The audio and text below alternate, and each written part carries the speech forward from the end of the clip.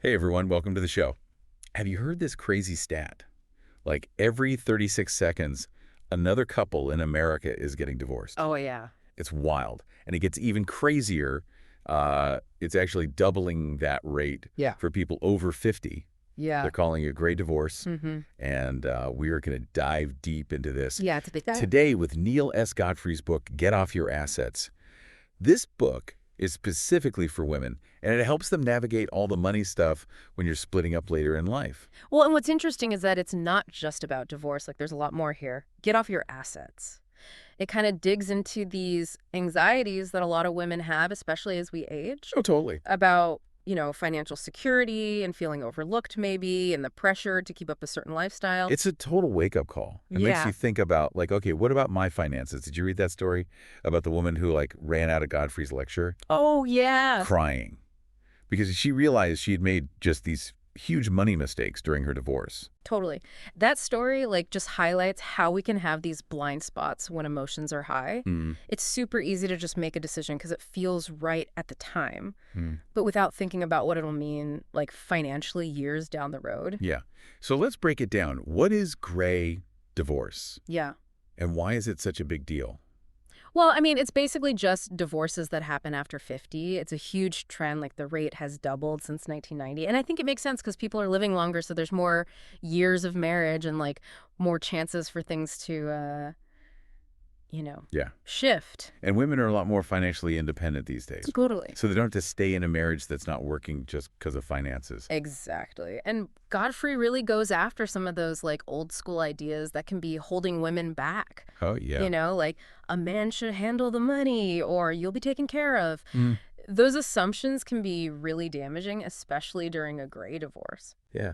Godfrey doesn't just point out the problems, though, right? Hmm.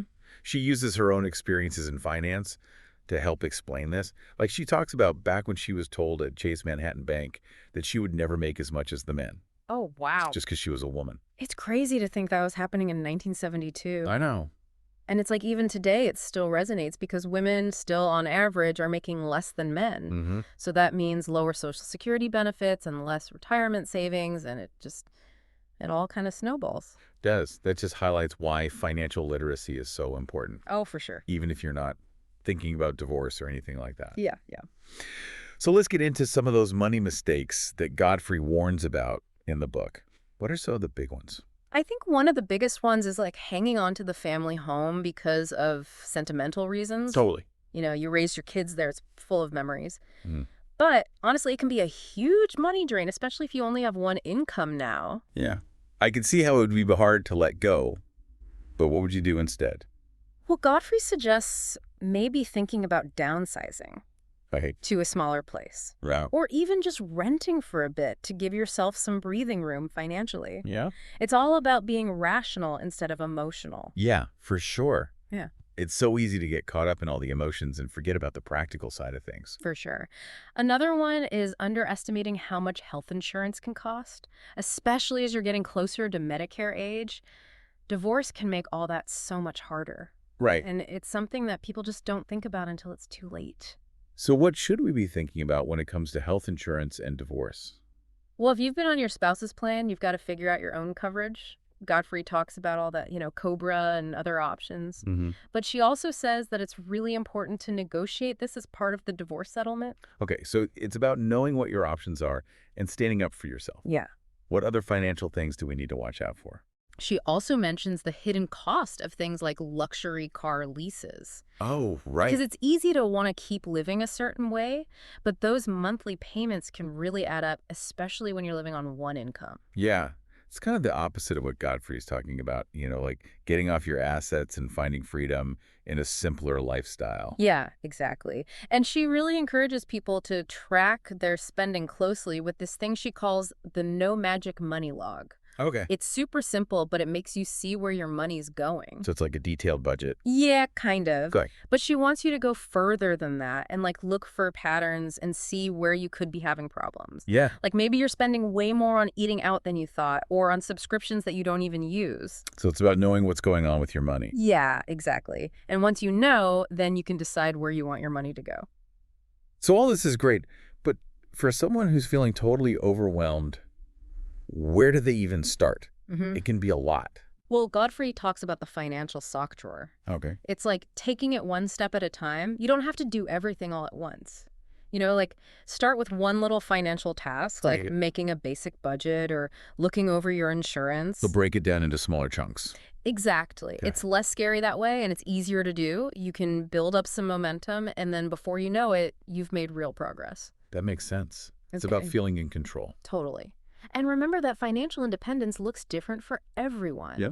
Godfrey asks some good questions in the book, like, what does being financially free actually mean to you? Mm-hmm. And what are your goals for the future? Right. So it's about figuring out your own path and not just following what someone else says you should do. So what does she suggest people think about when they're making those goals? She wants people to really picture what they want their life to be like. Yeah. Like, do you want to travel? Oh. Do you want to downsize your house? Hmm. Maybe start a business? All those things are possible, but they all need different financial plans. It's about making sure your money and your goals match up. For sure. She also talks about how important it is to have open conversations about money with the people you love. It might feel awkward at first, but it can stop misunderstandings and resentment later on. Yeah, especially during a divorce. Those conversations are super important so that everybody knows what's going on and the transition is smoother. So we've talked about what not to do and how to take control of your money, but what does that actually look like? Mm. How do you actually build that security and independence? Well, Godfrey really believes in putting together a team of pros to help you through everything. Okay. That could be like a financial advisor to look at the big picture, an attorney to handle all the legal stuff and the settlement. Wait, hold on. So even she, as a financial expert who's been through multiple divorces herself, says you need to get help. Totally. It's not about knowing everything yourself. It's about having people there to help you make the right decisions. Yeah. It's like building your dream team for financial success. Okay, so who else would be on this team? It depends on what you need. Yeah. You might need a therapist to help with all the emotions, or a real estate person if you're dividing property. Okay. Maybe even an insurance broker to make sure you have enough coverage. It's like looking at the whole picture. It is. It's about your mental well-being or Yeah. your legal protection and having advisors you trust to help you. It's about feeling good about making decisions that are best for you. Yeah. So this brings us to another interesting part of the book.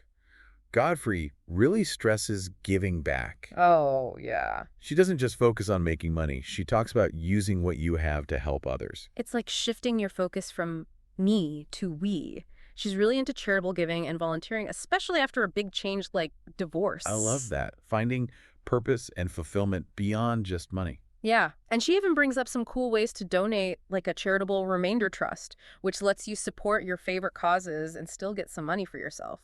Okay, break that down for me. How did that work?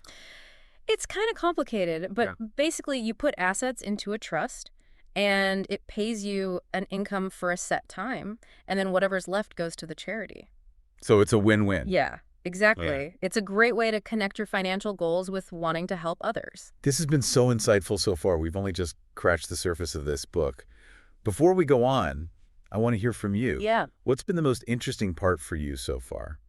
What do you think about Godfrey's take on gray divorce and getting control of your money? Yeah, I'm curious too, what's really sticking with you that you might actually do something about after hearing all this? Let us know in the comments below. We'd love to hear your thoughts. And, when we talk about leaving a legacy, Godfrey doesn't stop at just like giving to charity. Right. She talks about compounding and like how even a little bit of money invested, right, can really grow over time. Yeah, she has this really cool example with a penny Oh, yeah. that doubles every day for a month. So on day one, it's just a penny. But by the end of the month, It's over $5 million. it's crazy. Yeah. It really shows how starting early and letting compound interest do its thing can make a huge difference, especially for your kids and grandkids. For sure. It makes you think about what you're teaching them about money. Yeah, definitely. And Godfrey doesn't just focus on all the good stuff. Right. She gets into like the legal side of divorce too, because it's not always easy. Yeah. Okay, so let's talk about that. What are some legal things to watch out for when it comes to gray divorce? Okay. So one big thing is knowing the difference between what's called community property and separate property. Okay. Community property is basically anything you got during the marriage. Mm-hmm. And separate property is stuff you had before you got married, or like gifts and inheritances. Okay, so how does that work in a divorce?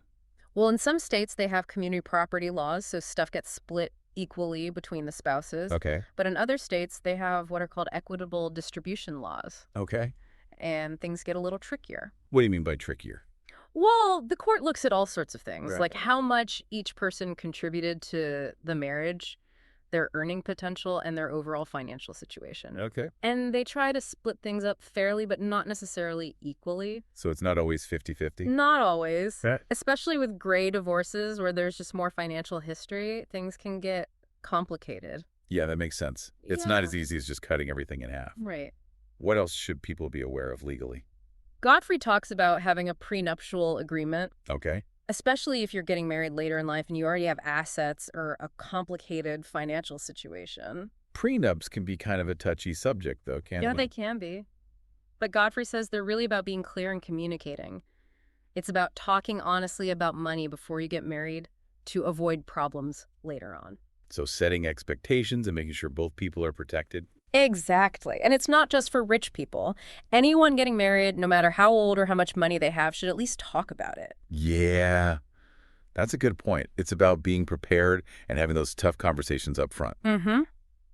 Okay, so we've talked about the money stuff and the legal stuff, but we can't forget about the emotional side of things. Oh, totally. Divorce is tough no matter how old you are. But gray divorce comes with its own set of challenges. Yeah. You're dealing with years of memories, shared finances, and maybe even blended families. It's a lot to untangle. Mm-hmm. So how does Godfrey deal with the emotional side? She says you got to let yourself feel all the feelings, whether it's sadness, anger, grief, Yeah. or even relief. If you keep it all bottled up, it's just going to take longer to heal. So it's about acknowledging those feelings and letting yourself grieve the end of the marriage. Exactly. She's also really big on self-care during this time. Yeah. That could be anything from therapy to spending time outside to just taking a break from the news and social media. It's about taking care of yourself and finding healthy ways to deal with the stress.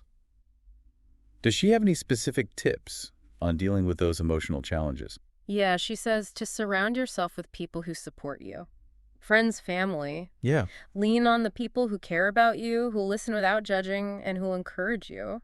Having those people around you can really make a difference. For sure. Did she say anything about therapy? Oh, yeah. She actually recommends it. Okay. Therapy can give you a safe place to talk about your feelings, figure things out, and learn how to cope. Yeah. It's an investment in your mental health, and it can be super helpful during a divorce. It's about getting the help you need to heal and move on in a healthy way. Right. And remember, asking for help isn't a weakness, it's a strength. It takes courage to admit that you need help and to actually reach out for it. That's such a good point. It's about making it okay to ask for help, Yeah. especially when you're going through something as big as a divorce. And it's about remembering that you don't have to do this alone. There are people and resources out there who can help you through it. Yeah, for sure. Godfrey even talks about finding joy and purpose after divorce. Yeah. It's not just about surviving, it's about thriving. Right. She wants people to think about what they want their life to be like now. Like, what are they passionate about? Yeah. What makes them happy? Mm-hmm. What kind of legacy do they want to leave behind? It's about figuring out who you are. Again, setting new goals, being open to the possibilities of this new chapter. Yeah. And it's about knowing that you can create a future that's really meaningful all on your own. This has been so insightful. I feel like we're just scratching the surface here. What are some of the big things you're going to share with your friends and family? I think for me, it's how much she talks about having a strong support system. Having people in your corner, whether it's friends, family, or professionals, can really make all the difference when you're dealing with divorce. That's so true. It's easy to feel alone and overwhelmed. Yeah. But knowing you have people to lean on can give you strength. And it's not just about emotional support. It's about having people who can give you expert advice, whether it's about finances, legal stuff, or therapy. Right. It's about having a team you can trust to help you make good decisions and handle the divorce with confidence. Yeah. And remembering that getting help is a good thing, not a bad thing. Totally. It's brave to ask for help, and it can make the whole experience so much better. And speaking of good things, one of the things I loved about Godfrey's book is how she talks about how divorce can actually be a positive change. It's not just about ending a marriage, it's about starting fresh. Yeah, I love that. It's like looking at divorce as a chance to grow, reinvent yourself, and create a life that really reflects who you are. Yeah, exactly. She even talks about how you can find more happiness and fulfillment after divorce. It's not about dwelling on the past, it's about looking ahead with hope. That's powerful. It's about realizing that divorce, even though it's hard, can be a chance for positive change and personal growth. And it's about embracing the whole journey, the good and the bad, knowing that you're strong enough to handle it. This deep dive has been amazing. We've covered so much about gray divorce, from the money and legal stuff to the emotions and the possibility of starting over. We've talked about managing money, but also what it really means to be wealthy and how to use what we have to make a meaningful life. And Godfrey's been a great guide through all of it. She reminds us that knowledge is power, that support is important, and that even when things are tough, there's always hope for a better future. Before we wrap up, I want to ask you, what are some of the most important things you've learned from this deep dive? What are you going to take from Godfrey's book and use in your own life, whether you're going through a divorce or just want to be smarter with your money? Yeah, it's been a really interesting conversation. I think what I keep coming back to is Godfrey's idea that real wealth isn't just about money. Right. It's about having the freedom to make choices that you believe in, whether that's doing something you're passionate about, spending time with people you love, or making a difference in the world. It's about deciding what wealth means to you, not what society says it should be. Exactly. It's about having what you need to create a life that feels good and fulfilling in every way. And for Godfrey, that often means helping others. Yeah. She's all about giving back, and not just like writing a check, but really getting involved with things you care about, whether that's volunteering, donating to a local charity, or even setting up a plan to give as part of your estate planning. It's about understanding that we're all connected. Yeah. And that helping others can bring a lot of purpose and joy. Yeah. It's like she's saying, okay, you've taken care of yourself financially now. How can you use that to do something good? Totally. And she doesn't just say, go do it. She gives you actual advice on how to get started. Right. She even talks about all the different ways you can give, like donor-advised funds and charitable trusts, and how to choose what works best for you. It's like she's giving you a map to make a difference. And it goes back to that idea of legacy, right? It's not just the money you leave behind. It's about the impact you have and the values you pass on. Exactly. Godfrey wants people to think about what they want to be remembered for, not just by their kids and grandkids, but by the world. What mark do you want to leave? What will people remember you for? It's realizing that what we do has effects that last way beyond our own lives. Yeah.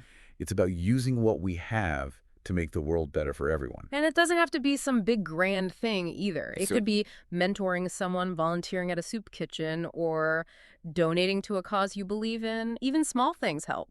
This has been such an amazing journey. We've learned so much about gray divorce, from the money and legal stuff to the emotional side and the chance to start over.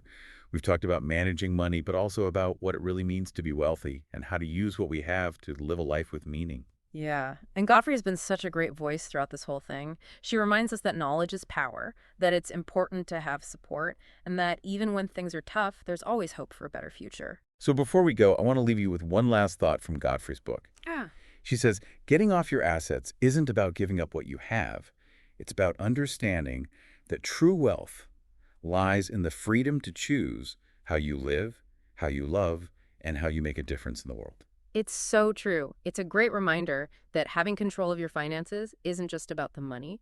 It's about building a life that fits with your values, your passions, and what you really want. Thanks for joining us on this deep dive into Get Off Your Assets. We hope you learned a lot and are feeling inspired to take control of your money and create a life that really matters. Don't forget to share your favorite parts of this episode in the comments and tell us what you connected with the most. And make sure to like and subscribe for more deep dives into interesting topics that we all care about. See you next time.